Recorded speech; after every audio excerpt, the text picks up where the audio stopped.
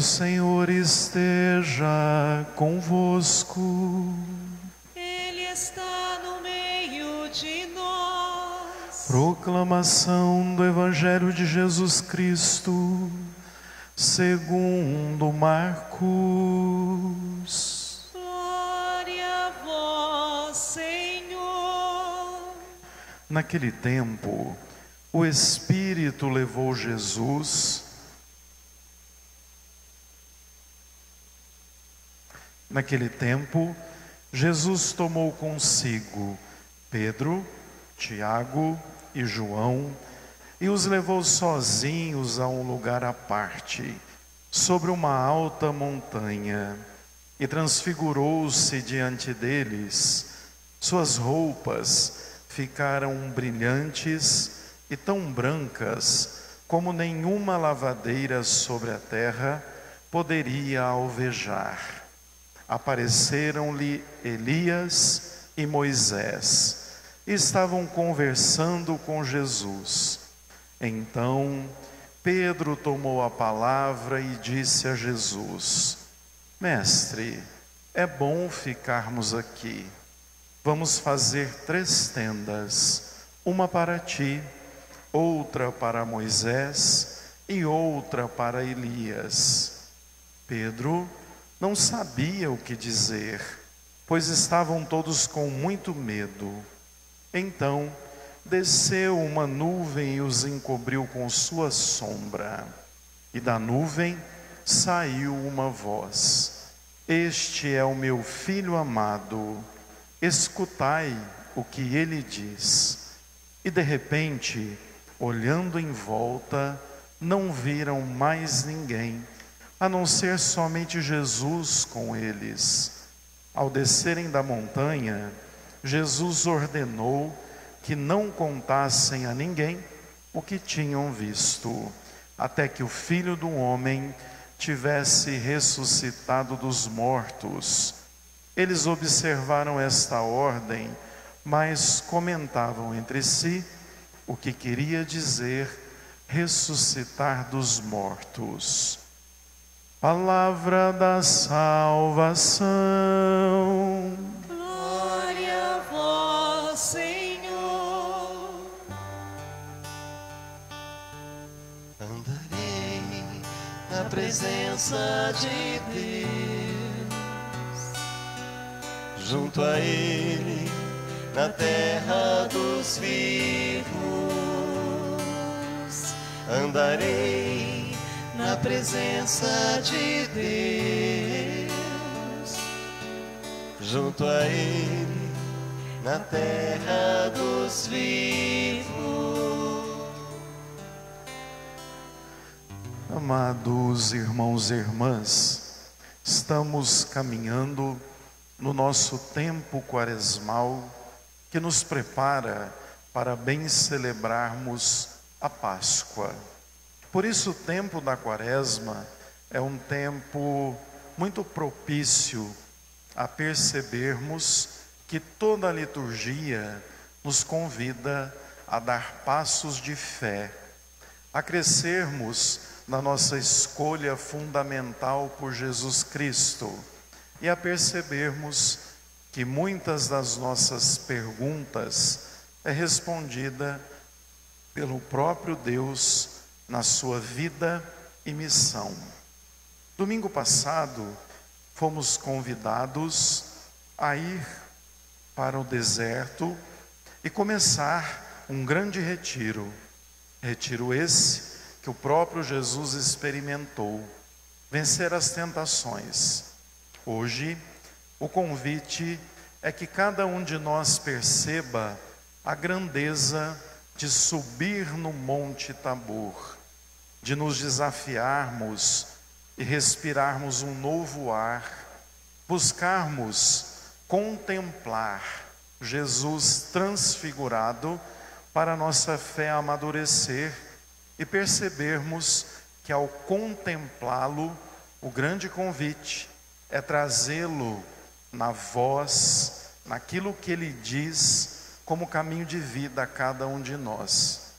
O segundo domingo de toda a Quaresma nos apresenta o texto da transfiguração, que é, na verdade, um chamado profundo a fortalecer a fé. Aqui a gente precisa entender que Jesus toma consigo 3 dos discípulos e sobe o monte para que eles o conheçam de fato como ele é, fortaleçam a sua fé, para na hora da cruz e da morte eles se manterem de pé, já que, além de assustador, seria muito desafiador manter-se unido a Cristo numa situação como ele viveu, paga de bandido, parando numa cruz. Então, nós temos um texto com um simbolismo muito bonito que nos chama a essa mesma experiência. Na Quaresma, hoje, cada um de nós precisa ter a coragem de subir o monte, contemplarmos Jesus, para então tomarmos algumas atitudes de vida. Vejam só, ao tomar consigo Pedro, Tiago e João, propositalmente, ele chamou 3 e não os 12, porque esses 3 seriam os únicos que permaneceriam por perto na hora da cruz. A gente ouve a narrativa de que Pedro estava por perto, inclusive o negou. João estava por perto, acompanhando Maria. No entanto, não temos muita clareza, mas Tiago provavelmente também estivesse, porque dos 12, ele foi o primeiro a experimentar o martírio. O primeiro que foi martirizado do grupo por seguir Jesus. Subindo então um monte, aí a gente tem que pensar que a subida de um monte, de uma pequena montanha, é desafiadora. Tem percalços, pode haver locais escorregadios, inclusive tem que ter técnica, tem que subir lentamente, tem que ir percebendo os riscos e os perigos. Eles sobem porque a montanha é um grande símbolo de encontro com Deus. Na primeira leitura, ouvimos que Abraão levava Isaque para um monte, para o não sacrifício. Vimos durante toda a história da salvação que os mandamentos foram entregues num monte. Elias, quando foge, vai para um monte. O monte, na verdade, é uma grande referência de encontro com Deus. Deus se revela no alto do monte. Aí então a gente percebe que lá eles começam a rezar. Rezando, a roupa de Jesus, narra-nos o Evangelho, fica tão branca que nem as lavadeiras melhores conseguiriam transformar daquela maneira, e ele brilhava de uma forma grandiosa, resplandecente, luminosa. Aqui a gente precisa lembrar que o Evangelho vai nos narrar que quando ele está transfigurado, estão com ele Elias e Moisés. Também é muito figurativo e proposital, porque Moisés é a síntese da lei. Inclusive, homenageiam Moisés como o autor do Pentateuco. Elias é o símbolo do profetismo de Israel. No entanto, mais do que isso, tanto Moisés como Elias, até o dia da transfiguração, ainda não tinham contemplado a face de Deus.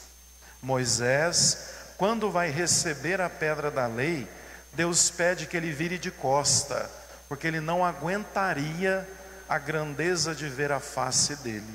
Ele não ficaria de pé, ele não suportaria.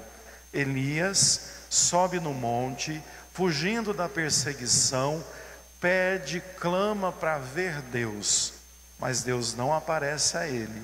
Somente uma brisa suave é capaz de envolvê-lo.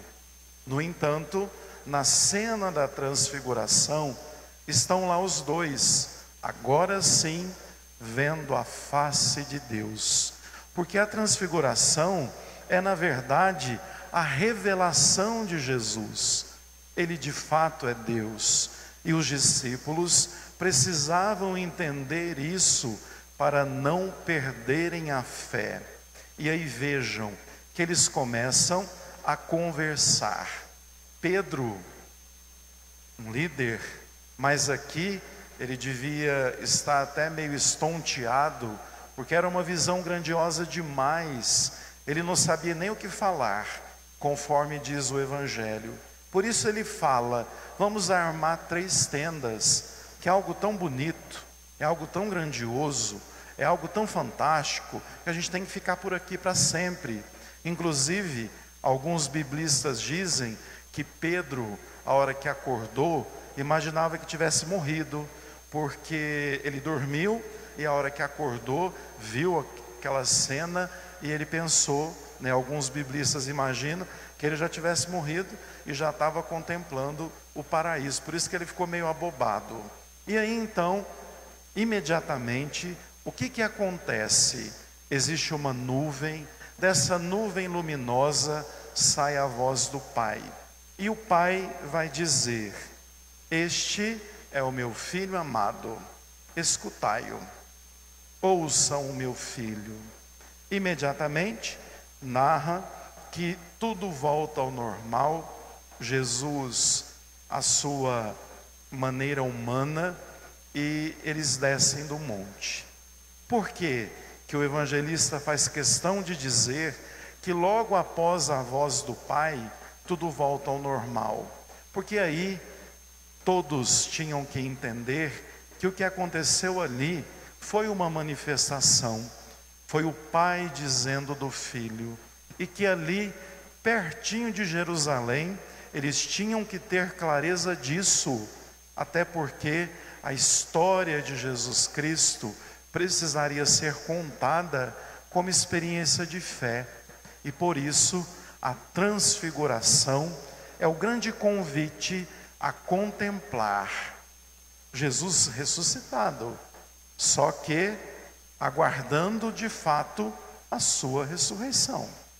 Vejam que aqui, sempre quando eu leio o texto da transfiguração, algo me chama muito a atenção. Subir no monte tem uma razão muito profunda. Quando a gente toma um novo ar, quando a gente respira e vê de uma forma muito grandiosa toda a criação, tudo aquilo que Deus fez, existe um propósito: abrir o coração. Porque o Pai, quando Ele apresenta o Filho, Ele vai dizer assim a gente: ó, este é meu Filho amado, escutem o que Ele diz. Abram o coração para aprender as verdades que Ele quer ensinar. Fique com um novo ar que Ele quer propor. Caminhe numa nova direção a partir da luz que vem de Deus. Então, subir um monte é fazer uma grande experiência de enchermos o coração daquilo que Jesus nos diz. O sentido da nossa vida vem quando a gente entende o que de fato Deus diz a cada um de nós. Por isso a grandeza de nos colocarmos sempre de coração aberto, de ouvidos atentos e de vida na vida de Deus. E ao mesmo tempo, quando ouvimos o que Ele diz, trazemos para o coração e colocamos na prática, a gente vai percebendo que a Quaresma é exatamente um caminho de subir, pegar tudo aquilo que o Senhor tem a nos dizer, descer com um novo coração, com um novo respiro, com novas atitudes, para que a gente chegue à Páscoa da ressurreição melhores do que hoje. Por isso, o grande convite é que a transfiguração do Senhor, encha os nossos olhos, mas encha também o nosso coração, para que a gente viva mais uma semana de retiro, permeados pela voz de Cristo. É Ele o Senhor, é Ele que temos que ouvir, é Ele que tem que orientar a nossa vida, é Ele que precisa, sobretudo, ditar as normas, regras e orientações a cada um de nós. Portanto, escutem o Senhor. Esse é o caminho deste segundo domingo do tempo da Quaresma. Louvado seja o nosso Senhor Jesus Cristo. Para sempre seja louvado.